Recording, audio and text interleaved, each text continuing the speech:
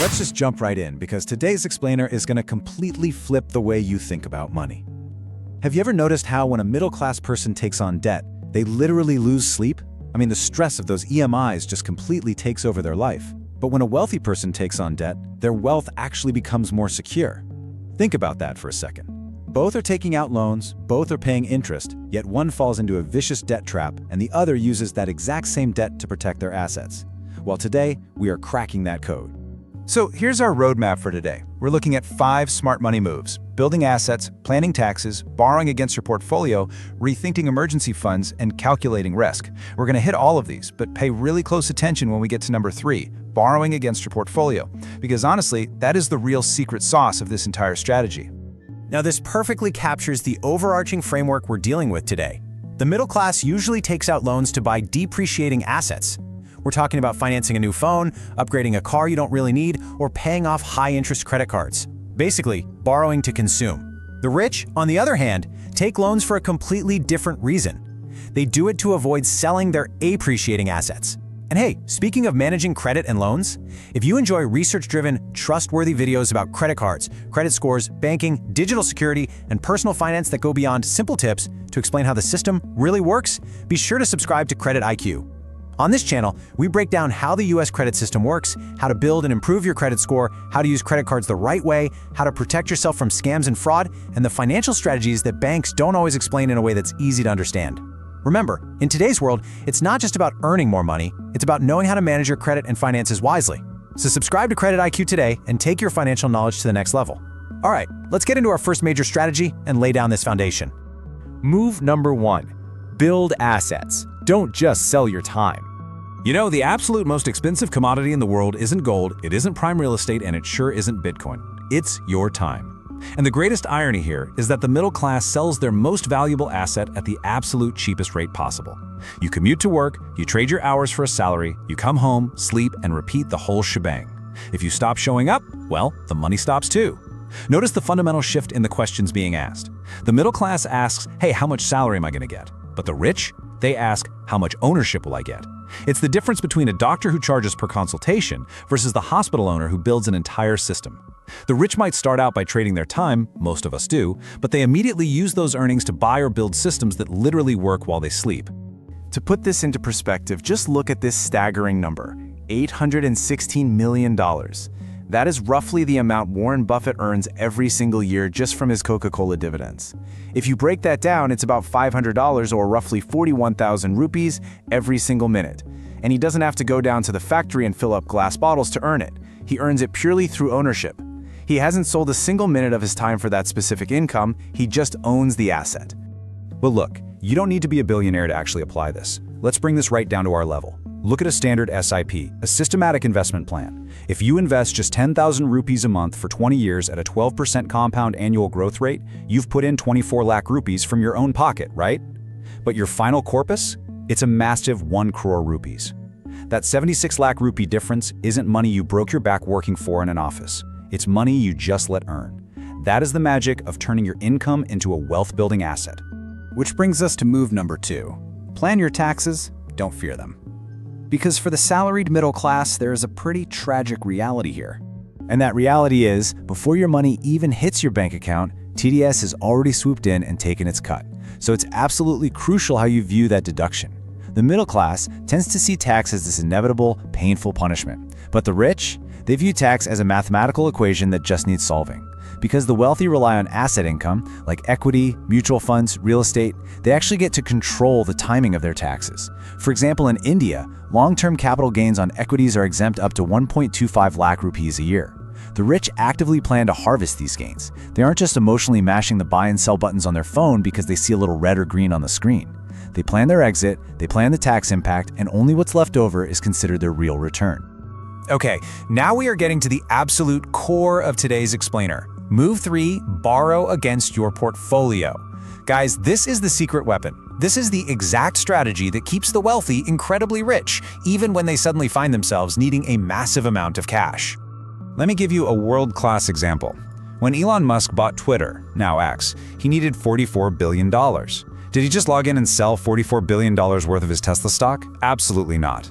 If he had sold, he would have faced a monumental, just astronomical tax bill, and he'd have lost out on all the future growth of those shares. Instead, he borrowed against his Tesla stock. He got the massive pile of cash he needed to buy the platform, completely sidestepped the tax hit, and kept his appreciating Tesla assets totally intact. Meanwhile, what does the middle class do? We treat our investments like a ceramic piggy bank. A 10 lakh rupee medical emergency pops up and boom, immediately we smash our SIP. But breaking a 10 lakh SIP doesn't just cost you 10 lakhs. If left alone to compound, that money could have easily grown to 31 lakhs over 10 years. So by cashing out early, you essentially just murdered your own compounding machine, costing yourself 21 lakhs in future wealth. It's literally like planting a mango tree, watering it every day for 5 years, and the moment it's finally about to bear fruit, you chop the whole thing down just because you needed a little bit of firewood. The rich do not chop down their fruit trees. Instead, they use tools like LMF, loan against mutual funds, and LAS, loan against securities. Think about it exactly like a gold loan. If you have a family emergency, you don't usually run out and sell your family's gold, right? You pledge it to get cash, knowing the gold is still yours, and its value will probably keep going up. LMF works the exact same way. You digitally pledge your mutual funds, you get a line of credit, and your actual investments stay right there in the market, continuing to compound and grow in the background. And honestly, today, accessing this is easier than ever through platforms like the Credit Case app. You can digitally pledge your eligible mutual funds or stocks in minutes. The interest rates are super competitive, starting around 9.99% per annum, which is light years better than paying a 40% credit card penalty or taking out a 20% personal loan. Plus, you only pay interest on the exact amount you actually utilize. Normally, you get about 45 to 50% loan to value, but platforms like Credit Case, working with institutions like South Indian Bank, can offer up to 60% LTV on equity mutual funds. Now, I have to issue a really strict warning right here. This is not free money, okay? It is a smart tool for genuine short-term liquidity needs. Do not use this to take on reckless debt for day trading or to buy some luxury car you can't actually afford. It's a shield to protect your compounding, not a blank check to fund a flashy lifestyle. Moving on to move number 4, rethink your emergency fund. So, we have to talk about this silent thief that lives in all of our houses, inflation. It doesn't ask for an OTP, it doesn't pick your locks, but it absolutely steals your purchasing power while you're asleep. And because of it, the middle class suffers from what I call the over-FD mindset. Now let me be clear, fixed deposits are great for emergencies, they are super safe, but the middle class tends to just dump everything into FDs out of pure panic. Got a bonus? Throw it in an FD. Policy matured. FD. The rich, however, view cash and fixed income as a guardrail, not as the engine of their wealth. The engine has to be assets that actively outpace inflation. And the math makes this opportunity cost completely impossible to ignore. Look at this. A 5-lakh FD at 7% yields roughly 9.84 lakhs over 10 years, and remember, that's before taxes. But put that same 5 lakhs into a diversified equity mutual fund at a pretty conservative 12% growth rate, and it hits around 15.5 lakhs. That is a visual gap of over 5.5 lakh rupees.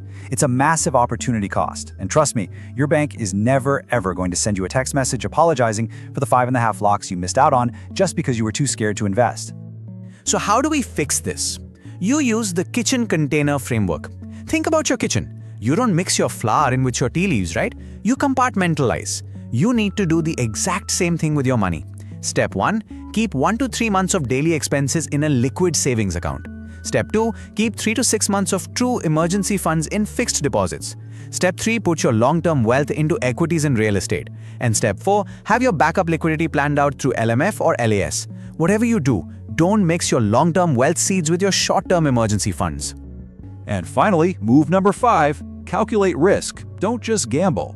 There is a massive irony in how we approach this. The middle class will look at a diversified index fund and say, nah, that's too risky, but then happily chase blind gambles based on some random Telegram tip, or just blow their entire paycheck on weekly options trading because they're craving that cheap, fast money dopamine hit.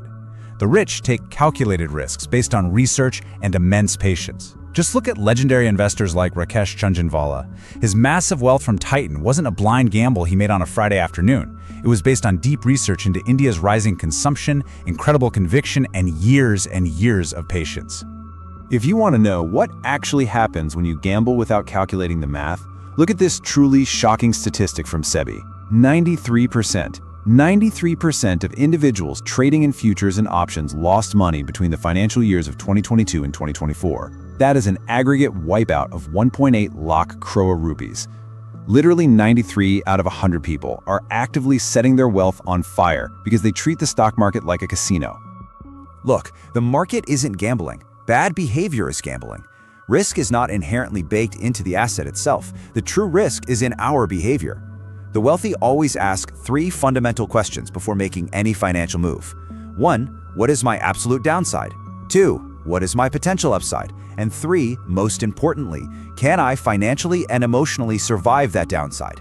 If they can't survive the downside, they simply walk away and don't make the trade. So I want to leave you with a provocative thought to chew on today. Real wealth is not just about how much money you earn. It is entirely about how you structure what you earn. I challenge you to open up your portfolio today and ask yourself these 4 questions. Which money is strictly for emergencies? Which money is dedicated solely to long-term compounding? Which of your current debts are simply way too expensive? And where is your tax planning completely missing?